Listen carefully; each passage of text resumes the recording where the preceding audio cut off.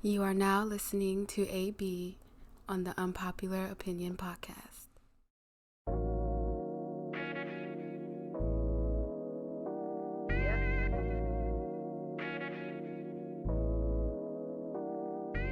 What's up, everybody? This is your boy AB, and you are now listening to the Unpopular Opinion Sports Podcast. I got my boy Sebastian with me up in here again. We're going to be talking about the potential playoff matchups for the NBA. We got the Milwaukee Bucks and the Heat matching up. We got the Toronto and the Toronto Raptors and the Celtics matching up, which Boston already took game one. Mm-hmm. They just wrapped that up. And then the Lakers and what looks like the Rockets, but OKC might have something to say about that. And then the Denver Nuggets and Utah is wrapping up, and the Clippers are about to end the Mavericks right now as we speak.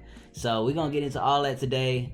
Make sure y'all tune in. We're going to sweep through. Let's go ahead and do it. What's up, Sebastian? What's up, man? Let's go, man. Another episode. All right, so let's go into the Bucks and the Miami Heat first. Mm-hmm. A really good matchup there. I'm excited for that. Miami's the 5th seed, but they're playing more like a 3 or 2 seed right now. Yeah. So, how are you feeling about Miami and how they match up against the Bucks? I like them. I think they match up fairly well. Actually, they have good shooters. Playmaker like Jimmy Butler. Mm-hmm. I do think at the end of the day, though, Giannis and the Bucks are going to be a little too much. Yeah, I like Miami a lot, man. I like Bam and how he can match up defensively with Giannis. Absolutely. He's a big guy, but he can move his feet really well and move with Giannis. I think he can give him some trouble on the boards. That's a good point. Because that's something that, obviously Milwaukee dominates with, and why Giannis will again be the MVP this year. Yeah. He's averaging almost 14 rebounds a game. Yeah. So I like that matchup, and watch out for Goran Dragic too. Yeah. I think Goran will have a couple 20-point games. Okay. Duncan Robinson, Tyler Hero, their guys shooting the lights out. Absolutely.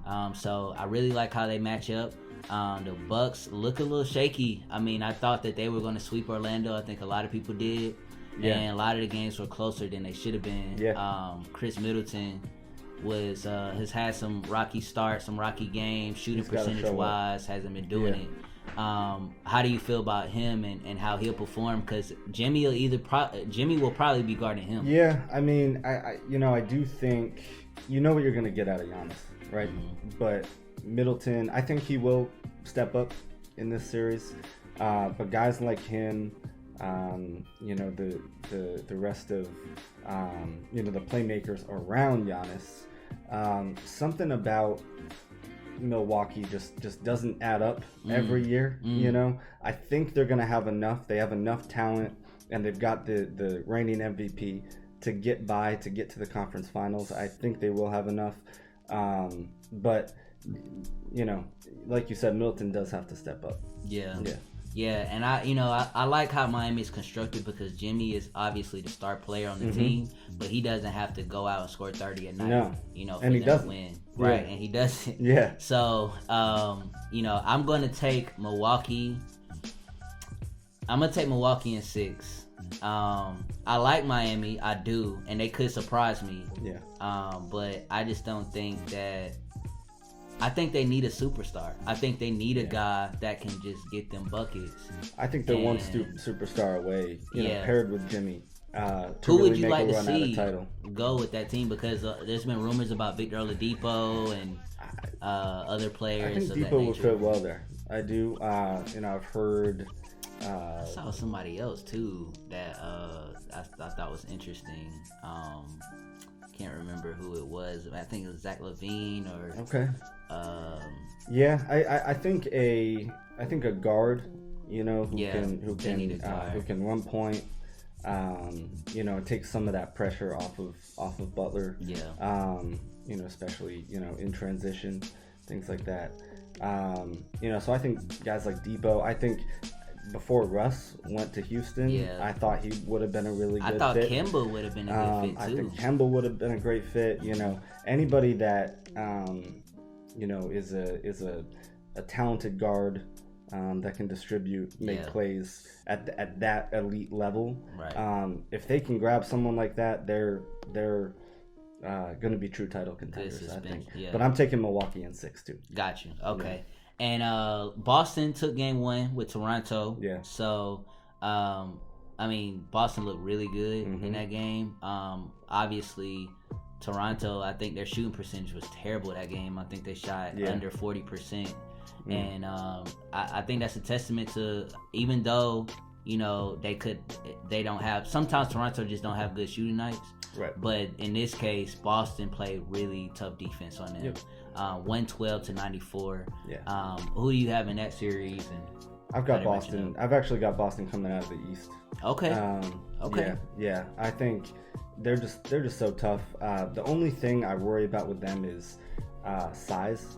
Yeah. You know, I think Daniel Tice has been playing 6'8", and he's their biggest guy out there. He's been playing really good defense, great. though. Really good defense. And they have the best coach in the NBA.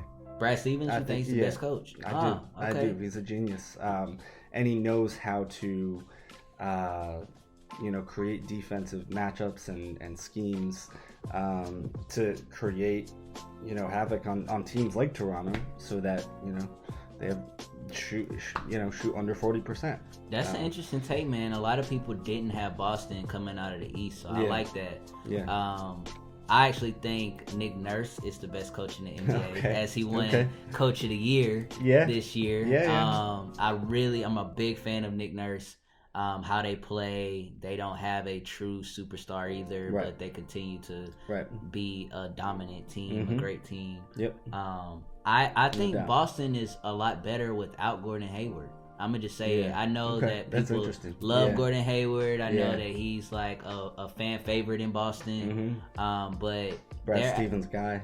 Stevens guy, exactly. But I didn't like the signing because, for one, I thought they signed him for too long. Yeah. And it's unfortunate, but the injury happened with the first game that he was there. 30 seconds. Yeah. So, I think that really put a hurting on their plans of how they wanted to scheme and do things, and even as a spot up shooter or just design plays that they try to do for him, Gordon Hayward seems to be inconsistent with his jumper a lot.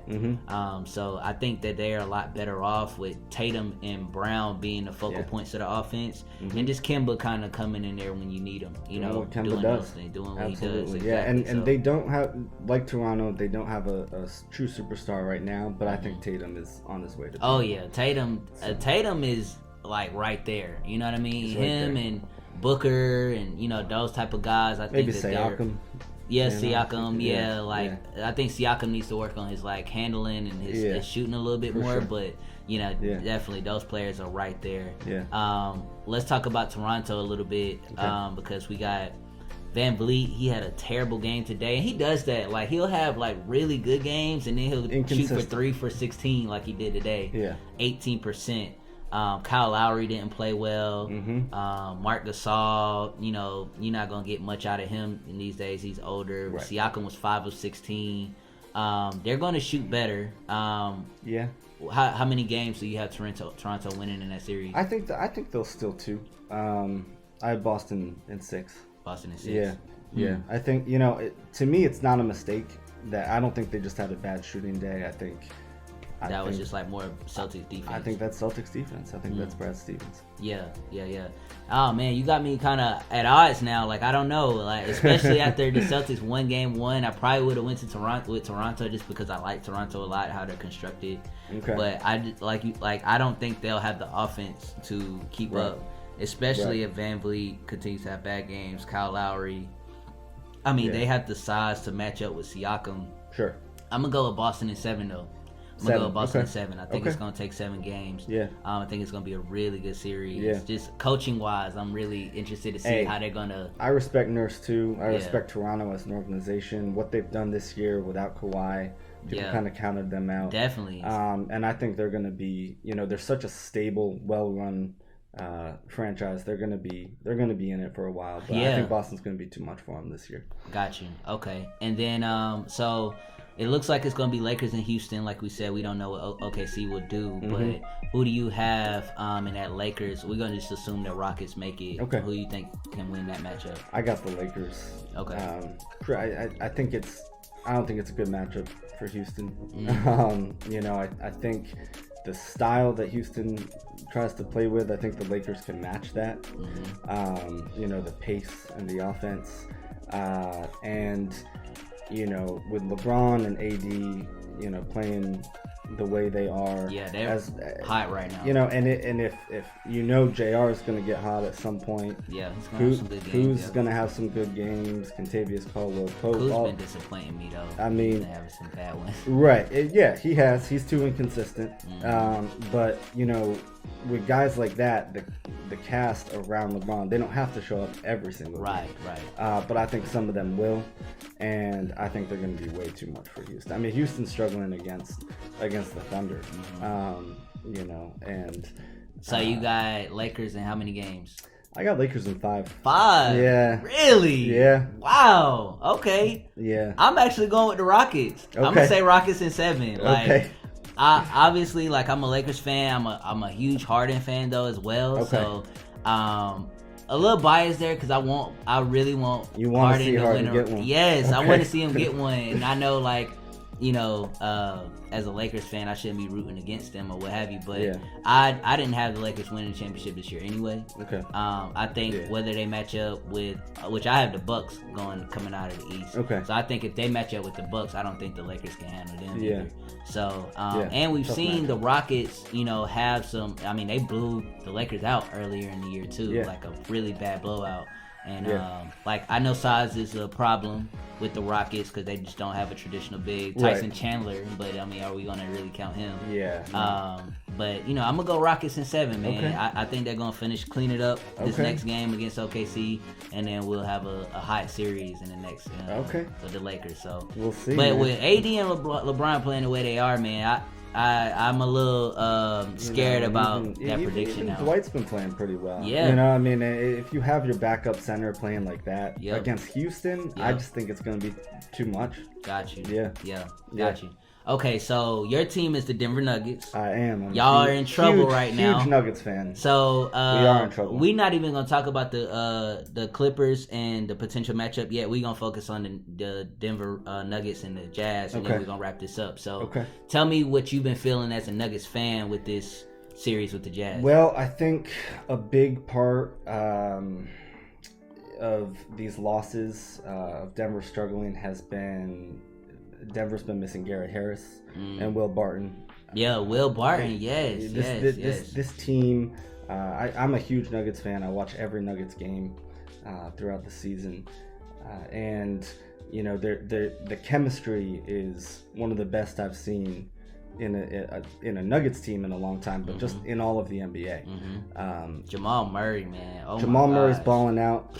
He is also a superstar in the making. I think he's right on the cusp as well. Yep. And they're asking too much of him right now. I think so too. I don't think Jokic has stepped up in the way that he needs to. I was going to say that. And I love guys like Monte Morris and Michael Porter Jr. I like y'all team. Jeremy Grant. Very talented team, but the problem is everybody had their role. Yep. Right? And when you take out Garrett Harris, who's the best on-ball defender on the team, and then Will Barton, who no one can give you buckets like Will Barton. I'm telling you, he get hot quick. That's a problem. Yeah. And we're deep, but a lot of our depth is young. Yeah. And so Utah is a well-run organization. They're gonna make you beat them. Yeah. They're that type of team. And Donovan Mitchell is also just, I don't know how you stop him. Out of control. Him and Murray have been going at it. Yeah. And even the last game, which was a great game. I hope y'all watched that game. Yeah. Denver did win 117-107, but it was like down to the wire. And man, Murray hit some huge shots. Huge shots. Like it was beautiful to watch him down the stretch go to work. And Jokic hit that 3. Murray got the penetration hit Jokic in the corner. Yep. And he had 7 threes. That's not going to happen too often. And I actually think Jokic has been a liability this series, honestly. Yeah. Like especially on the defensive end, he can't keep up with feet wise with a lot of the guys. That's always been his problem. And they switch Right. a lot. Right. And if he gets caught in no man's land out on the perimeter, he's in trouble. He's in trouble. Right. And that's a problem. And, he lost all of that weight, so I thought that he would be more agile, with his feet, but he still looks slow. Yeah. Like he has the weight, but he's lost the weight. The dude doesn't have much athletic ability at all. It's his mind. It's his basketball IQ. Yeah. And just his skill set. Right. Yeah. On defense, it's I think they're gonna have to lower his minutes. He played 42 minutes last game. I think just on the defensive end, they're gonna have to really figure out what they're gonna do with him down the stretch, because he can't defend anybody on the court right now. I agree. Yeah. So. Yeah. So you think y'all gonna come back? I'm still taking Denver. Okay. I'm still taking my team. I still have faith. I think Jamal Murray's got that look in his eye every time he steps out onto the court. Yeah. He can't miss it, in crunch time. And they actually play tonight, so y'all make sure y'all they play tune tonight. in. They play soon.